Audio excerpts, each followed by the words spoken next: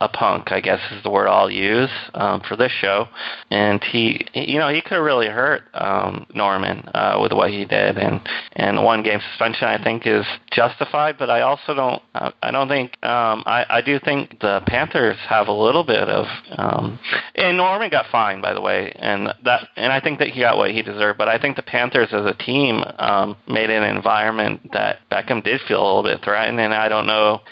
I think he overreacted, but that's not my place to say how people react to certain situations. Well, it was a pretty interesting situation to me. I mean, if somebody walked up to me with a bat before a football game, I would just pretty much, I'm kind of a mellow kind of character, so I'd probably say something to you like, get out of my face before I shove this bat up your ass or something like that. But I'm not going to let it just drive me crazy to where I'm just going nuts and head-butting people and trying to commit concussions or just do all that nonsense that Odell Beckham was doing. I mean, I don't think Beckham's a bad guy at all, Josh. I just think that he let the Panthers in his head, and I guess the 1 game suspension is justified. There's a lot of people trying to demonize the kid now, acting like he's just the worst person in the world, the scum of the earth, and things of that nature. I wouldn't even go that far. I mean, you're a young guy, you made a mistake. So, I mean, I'm still an Odell Beckham fan. I mean, it happens from time to time. Sometimes you just have that opponent that drives you nuts. Yeah, no, I agree. I think people overreacted with the whole Beckham thing, but that's my personal opinion. But it does bring up an interesting question, though, from that game, is Beckham got 3 personal fouls in that game. How many, do you think the NFL should implement a personal foul rule like they have in college, where if you get 2 in a game, you're ejected or disqualified from the game? I mean, 3 is quite a bit for 1 person in 1 game. I don't know. What are your thoughts on that? Well, my thing here is, Josh, I mean, I'll come from the school. I mean, I like taunting in the game of football myself. I like everything pretty much. I like the fun part of the game. So, no, I wouldn't implement a personal foul rule. I mean, fighting should not be tolerated. Sure, I can go with that. But, yeah, you got to let the guys have fun. I mean, if you feel threatened by somebody walking out of the football field with a baseball bat in their hand, I'd have to say you should seriously reassess your mental state. I mean, nobody's going to go swing a bat at you on the football field. Keep your cool and go play the game. So, no, I don't think you should have anything like that. And as far as Norman and Beckham goes, I mean, those guys, they just got into the heat of the battle. I mean, New York made a hell of a comeback, and Carolina was right there on them. So, I mean, it was a great game, and I don't really think this takes away from that. It was just 2 warriors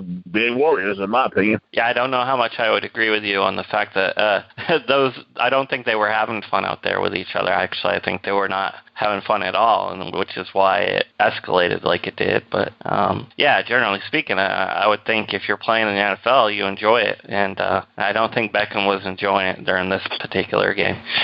And as we speak, Georgia Southern just scored another touchdown, Josh. It is now 57-27. Yeah, I'm going to lose 36 for 34 points and confidence points in the bowl pick'em that we're in. So, well, whatever. I'm still like 100 points ahead of everyone else, so I guess I can't complain.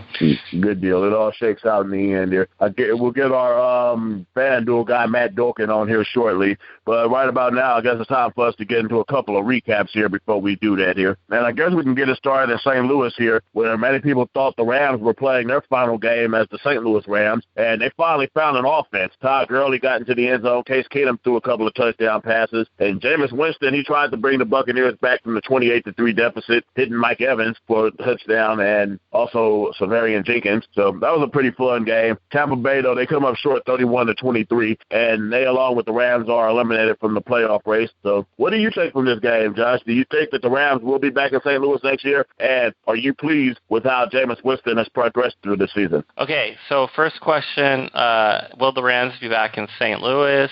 I don't believe so. I tend to believe that they're going to be leaving St. Louis. As far as Jameis Winston goes, I thought he's had a great rookie season. I really do. Other than his first game of the year where he got outplayed by Marcus Mariota, I think, Jameis Winston has definitely had a solid year. As far as this game goes, it was quite shocking to see how the Rams offense turned it around, and they played really good, and Case Keenum was actually really good, 14-17, so there's definitely some positives for the Rams out of this game, but not, no consolation prize in this game, unfortunately. None of these teams are going anywhere as far as the playoffs, so yeah, that's my thoughts. Okay, pretty interesting take there. Bucks and Rams both 6-8. This seems to happen to the Rams every year. They get off to a horrible start and then come back. We had like 3 or 4 in December and get people thinking that they could do something the next year. So we'll see how that goes. And here in Kansas City with Kansas City and Baltimore, the Chiefs defense, man, they brought the game Sunday. They had 2 interceptions. They had a pick 6 from Marcus Peters and a fumble recovery for a touchdown from Tyvon Branch, the former Raider. And pretty much as bad as Baltimore is, that's really all you need to defeat a team like that. Although the Ravens, I mean, Jimmy Clausen, he played all right in spurts, but nowhere near enough what you needed there. Kansas City continues their run towards the playoffs with 34-14 beatdown of the Ravens. So now they're only 1 game behind Denver here, Josh. Pretty interesting. Do you think the Chiefs have what it takes to take the division from Denver? And if they do, how do you think their playoff prospects would be? You think they're a contender? The Chiefs could very well do it. The Bengals and Broncos game is going to be a lot to determine that whole scenario to begin with. Yeah, I think Kansas City could win the division. I don't believe they're going to, though. I think Denver is going to win this week against Cincinnati. I just gave away my pick for later, but I really do think Denver is going to win. As far as this game, Chiefs played like the Chiefs have been all, the last few, 8 games or 9 games now. And Jimmy Clausen, I mean, he actually wasn't terrible in this game for the Ravens. He is a gee whiz trivia factoid from this. Jimmy Clausen is he's the only quarterback in the league to start on 2 different teams this year. So there you go. Other than that, the better team won this game. That's it. Better team won. Yeah, I mean that goes without saying. Because Baltimore's a very bad football team here. Yeah, they're not very good, and they have a lot of injuries. They have 69 different players who've started this year. Only other team that's had more, my Patriots, with 70, which is interesting because, well, my Patriots are going to the playoffs, and these Ravens, well, they're not going anywhere. So. Yep. Baltimore, bad football team. Man, yeah. Hard to believe it. How the mighty have fallen here. Next up, we talk about a football team here who's actually performed pretty well this season in spurts, but they're still young, they're building, and going up against a tough opponent in the Green Bay Packers, they've showed us that we still have a long way to go here. Green Bay 30, Oakland 20. The Raiders, they started out with a couple of turnovers here that led to a Green Bay touchdowns. Derek Carr threw the pick 6 to Demarius Randall, making it a 14-0 game. But you do have to be encouraged by the fact that the Raiders were able to fight back in that game. Khalil Mack got a sack there in the Green Bay drive, and the defense played well. Charles Woodson, the ageless one, will miss him. He forced himself another fumble before the half to give the Raiders position, and Derek Carr took advantage of that, throwing one of his 2 touchdown passes to Amari Cooper to cut the lead to 14-13 at the half. Then in the second half, Cooper catches another one to put the Raiders ahead 20-17, but that lead was very short-lived. And when I mean short-lived, Green Bay was back in front about 3 plays after that when Aaron Rodgers hit James Jones to put them ahead for good 24-20. They shut down the Raiders' offensive attack after that, and they hold on for the 30-20 victory. I'm encouraged by the fact that the Raiders have shown that they can hang with opponents such as Green Bay, but we're still from what we want to do. And Mario Edwards is also out with a neck injury there, so I hope he's all right. Your thoughts on Green Bay, Oakland, Josh? Well, the Raiders' turnovers beat them. I think that's really what it was about in this game. The Raiders had momentum. They got it, to 14-13 going into halftime, and kind of let it slip away, unfortunately. I thought the Raiders had a shot at winning this game for sure, but the Raiders actually took the lead 20-17 early in the third there, Josh. Then Green Bay just came right back. Yeah, it was 2017, and so. But anyways, I thought the Raiders had a decent shot, but at the end of the day, you can't throw 2 interceptions. You can't fumble the ball. You can't turn the ball over if you're going to beat a team like Green Bay. They're 10-4 now on the year, and James Jones had that nice touchdown for 30 yards, and they did a good job overall. I would say though that Oakland defense they only gave up 204 yards receiving, which isn't bad. But then again, Aaron Rodgers hasn't exactly had a great year. If you really look at it statistically, he's had a kind of a down year. So I don't know if it was more to do with Green Bay's offense not clicking, or was it more to do with Oakland's defense? So I don't know.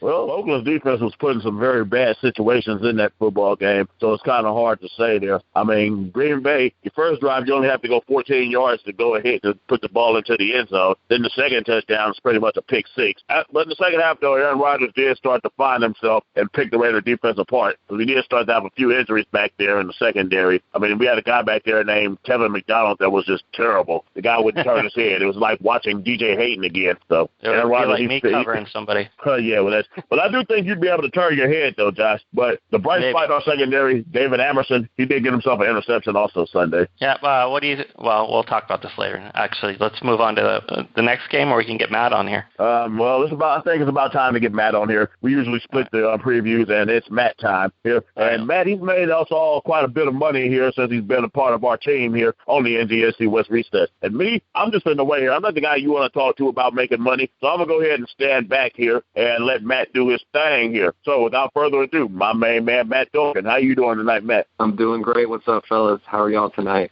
We doing great, man. Happy holidays, and thanks for finding the time to join us again tonight. Thank you. Happy holidays to you guys. I'm going to get right into it, try to fit as many picks right in here as we can. We're going to go right back to the well this week, a guy who just does it week after week. Cam Newton at Atlanta. These guys are motivated. You know, it's not like week 17 where you really have to worry about motivation, but you kind of, week 16, guys start to, make business decisions. So you want somebody who's going to be motivated. They're going to want to score. And you know that Cam Newton is chasing history. I know this guy's really expensive, especially on FanDuel at $9,300, but that team total of 27.25, plus we just saw what happened last time, and just to tear this guy on, just lock him into your cash games and move on. I'm going to give you a three-pack here next. The hottest offense in the NFL. You could have just got a bunch of fantasy points against Denver, Pittsburgh.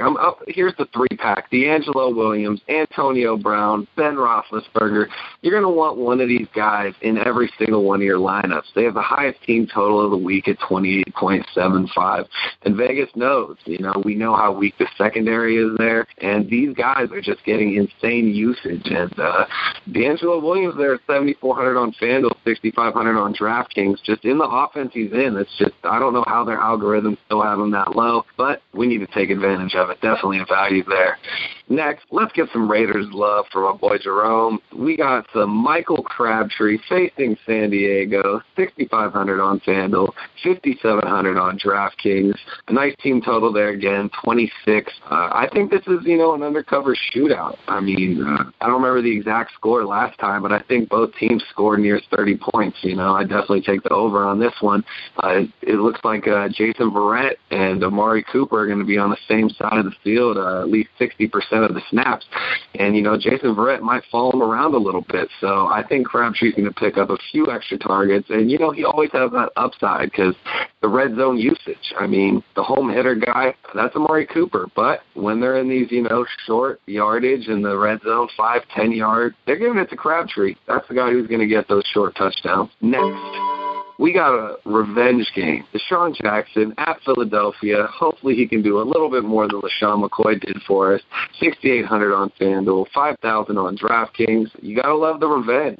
Players really do access that next level when they have this, extra inner motivation. And this guy is averaging 6.3 targets per game over his last three, really getting integrated into the offense. But, three of those 6 to 7 targets are going to be deep bombs, and if he connects on 2 of those, you're gonna be sitting pretty. So I love this guy in tournaments this week. And you know what? I don't like to be a political guy. I didn't want to put out any hot takes about the whole Odell Beckham Jr. situation. So what I wanted to do is just make some money off it.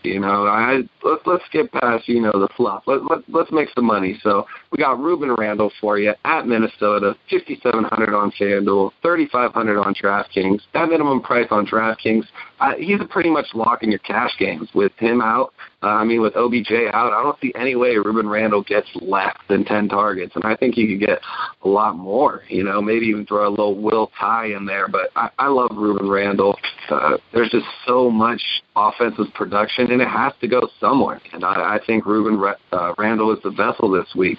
over here on Pro Football Focus. They have him, shoot me, sorry, I had it pulled up here.